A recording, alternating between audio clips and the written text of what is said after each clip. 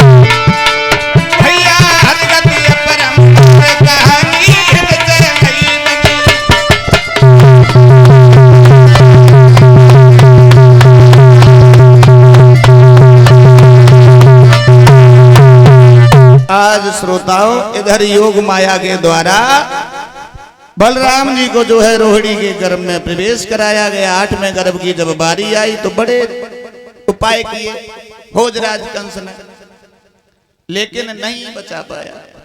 भगवान का अवतार हुआ, भगवान ने सूक्ष्म रूप में दर्शन दिए हैं वसुदेव और देवकी को, और ये कहा है कि हमें गोकुल में पहुंचाइए आप नंद बाबा के यहाँ।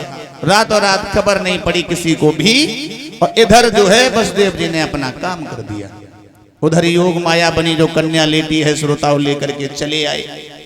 जिस समय जेल के भीतर जब गए हैं तो हाथों में हथकड़ियां, पैरों में बेड़ियां पुनः पड़ जाती हैं।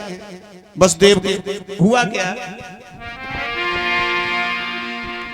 कि जेल के भीतर गए कि फाटक लग गए पोढ़ारे।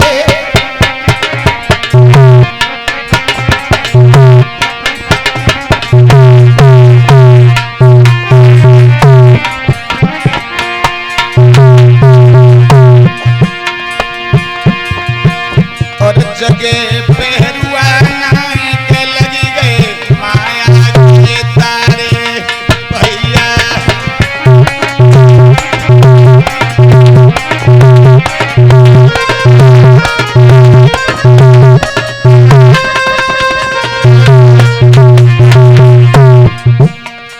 जिस समय जेल खाने में जो है अंदर प्रवेश किया, हुआ क्या?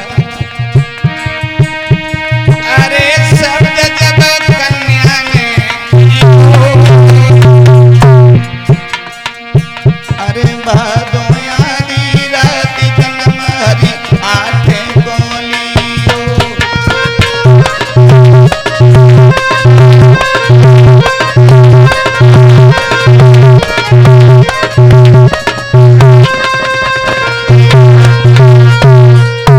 योग माया बनी जो कन्या लेटी है जिस समय जेल खाने में अंदर गई है, एकदम से रोने लगी है। हाथों में हथकड़ियां, पैरों में बेड़ियां पड़ जाती हैं, और जब रोने की आवाज कन्या की पहरेदारों के कानों में पड़ी परीक्षित महाराज, तो जो पहरेदारों के ऊपर बेहोशी छाई हुई थी वो हटने लगी।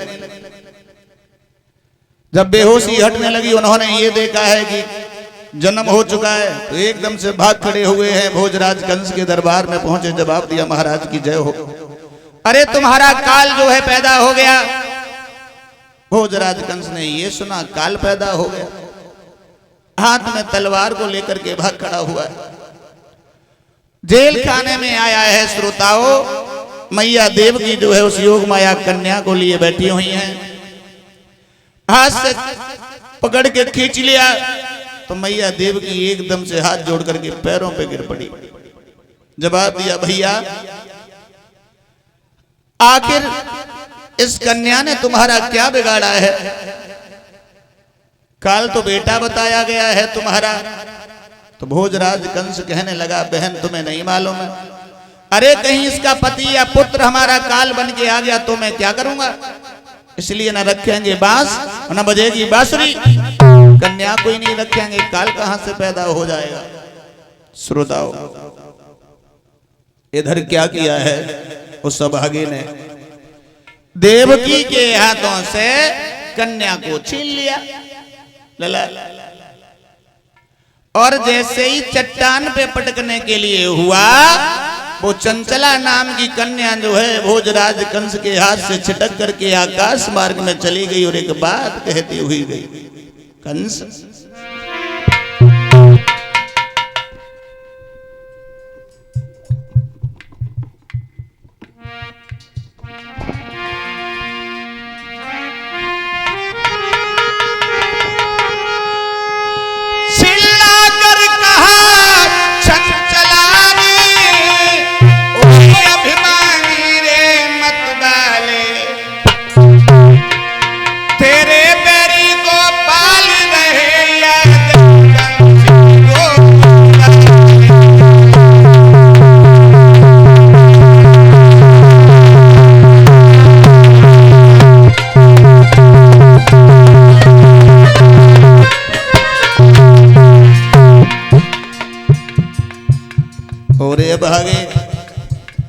अरे तेरा काल तो जो है गोकुल में पाला जा रहा है, तू हमें मारने की कोशिश कर रहा है। और ये भागे एक बात और सुन ले,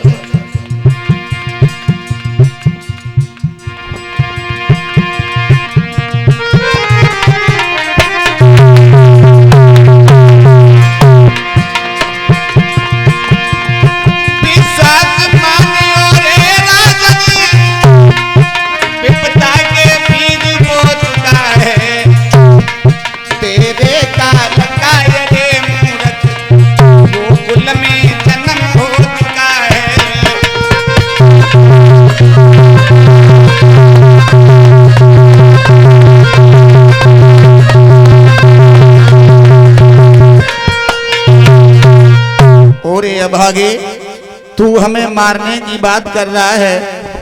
तेरा काल तो जो है गोकुल नगरिया में पाला जा रहा है।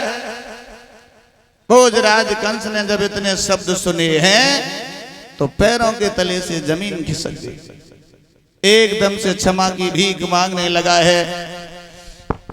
देव की वसुदेव के चरणों पर गिर पड़ा है। श्रोताओं, चरणों पर गिर पड़ा। मैया देवकी बैठी है जेल खाने में, एक बात सोच रही है।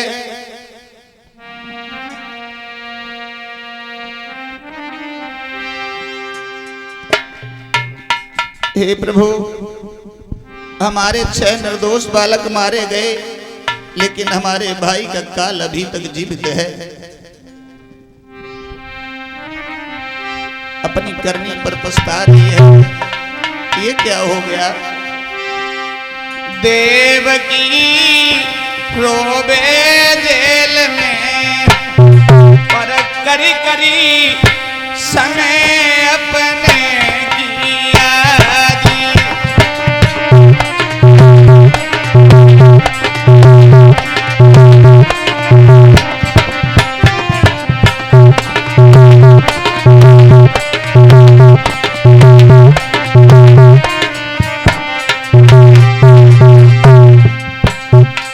देवकी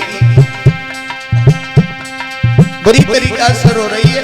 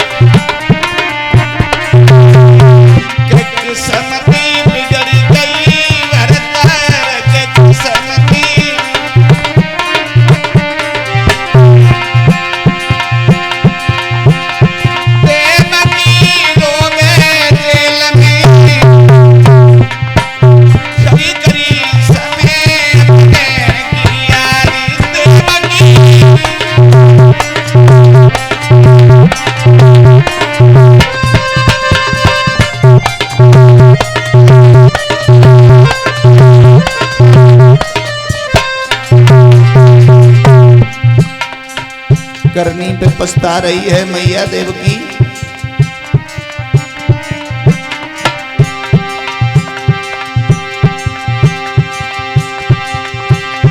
अभागिनी मैया मरी जाती,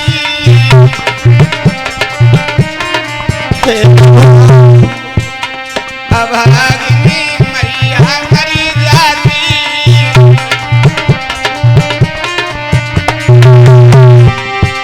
पापिनी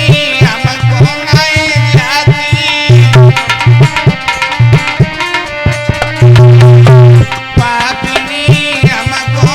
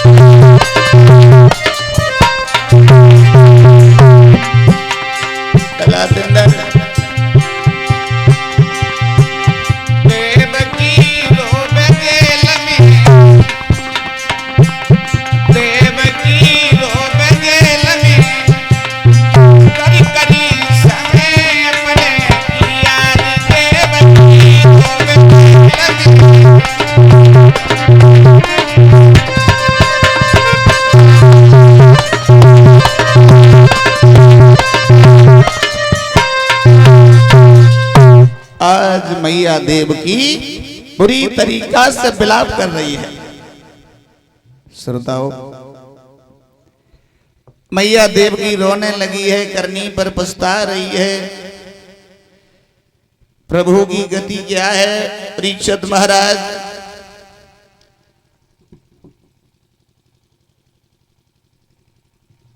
मैया देवकी विचार कर रही है, क्या करें क्या न करें। हमारे 6 निर्दोष बालकों का कत्ल हो गया, लेकिन मेरे भाई का काल अभी भी जीवित है, क्या करें। श्रोताओ, श्री सुखदेव जी कहते हैं, राजन परीक्षित, इधर भोजराज कंस क्षमा की भीख मांगने लगा है और क्षमा की भीख मांग रहा है। जवाब दिया है हमें, बहन और बहनोई से अपने से हमें क्षमा करे, हमसे बहुत बड़ा पाप हो गया, बहुत बड़ा पाप हो गया, हमने आपके 6 निर्दोष बालकों का कत्ल कर दिया।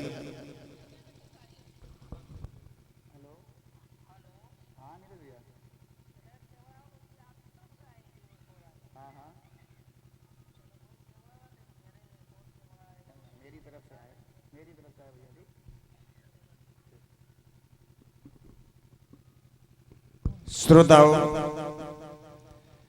श्री सुखदेव जी समझाते हैं, हे राजन परीक्षित, इधर जो है मैया देवकी से क्षमा की भीख मांग रहा है भोजराज कंस। तो वसुदेव समझाने लगे, कंस देखो, किसी की किस्मत पर किसी का जोर नहीं होता है। अगर काऊ की मौत आएगी परीक्षित महाराज, उसे कोई मिटने वाला नहीं है। वसुदेव जी समझाने लगे, कंस सुनो मेरी बात।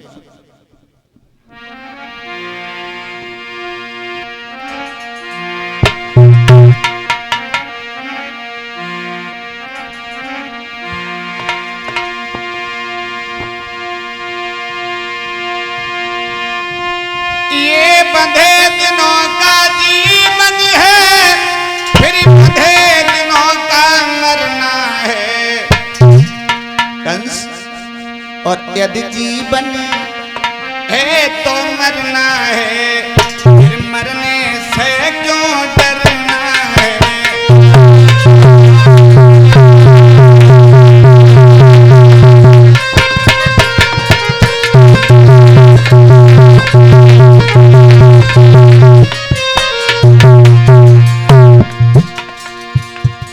ये जीवन जो है बंधे दिनों का है। अगर इस संसार में आए हो तो मरना सबको है, इसलिए तुम्हें नहीं मालूम है।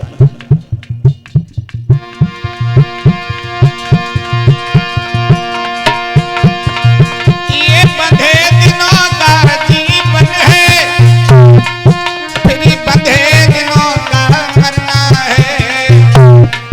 अगर जीवन है तो मरना है, फिर मरने से क्यों डरना है।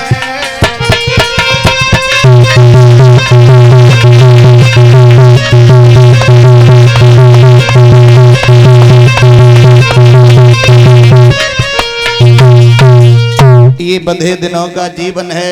अगर इस मनुष्य रूपी शरीर में आप आए हैं तो एक न एक दिन जाना सबको है। किसी को आज जाना है, किसी को कल जाना है, किसी को परसों जाना है। 7 दिनों में ही सबको आना जाना है, तो फिर काहे को डरना है।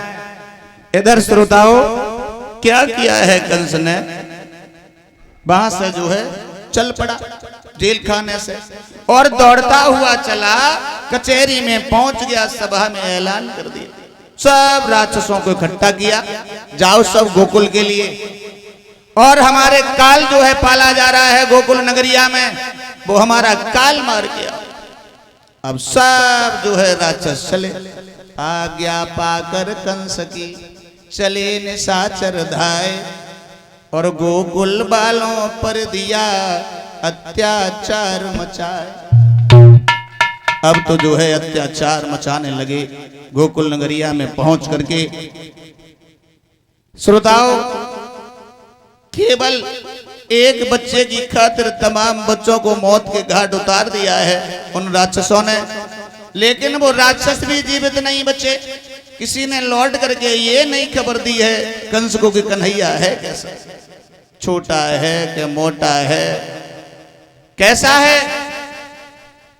जब किसी को खबर नहीं दी तो भोजराज कंस की एक बहन थी जिसका नाम था पूतना। पूतना के पास में भोजराज कंस पहुंच गया, जवाब दिया, बहन तुम गोकुल नगरिया की ओर चली जाओ, हमारा काल पाला जा रहा है, हमारे काल को मार के आओ। जब इतने शब्द सुने हैं, साथ ही साथ ये भी बताते चले ये पूतना थी कौन। पूतना पूर्व जन्म में कौन थी। ये पूतना जो है परीक्षित महाराज, पूर्व जन्म में महाराज जो बलि थे उनकी बहन थी पूतना। जब 52 अंगुल के भगवान बलि को छलने के लिए गए थे तो जब इसने भगवान 52 अंगुल को देखा था, उनकी सुंदरता के, उनके स्वरूप को जब निहारा था तो इसने मन में ये विचार किया था, हे प्रभु कितना सुंदर बालक है, ऐसा बालक अगर हमारी गोद से जन्म लेता, हमारी कोख से जन्म लेता तो मैं इसे दुग्ध पान कराती। और जब भगवान ने 52 उंगल के बनने के बाद में जब बलि के 3 कदम में तीनों लोगों को भी नाप लिया था तो उसने ये कहा था, हे प्रभु अगर ऐसा बालक मेरी कोख से जन्म लेता तो मैं इसे जहर दे के मार देती। तो भगवान ने कहा ये भी तेरी तमन्ना पूरी होगी। तो वही आज पूतना बन के चली है, कुचों से जहर लगाया उसने राक्षसी ने और महलों में अंदर गई है और श्रृंगार बनाए परीक्षित महाराज। बहुत सुंदर गोपी का रूप धारण किया। लला लला दंदर करने लगी श्रृंगार पूतना, करने लगी श्रृंगार पूतना।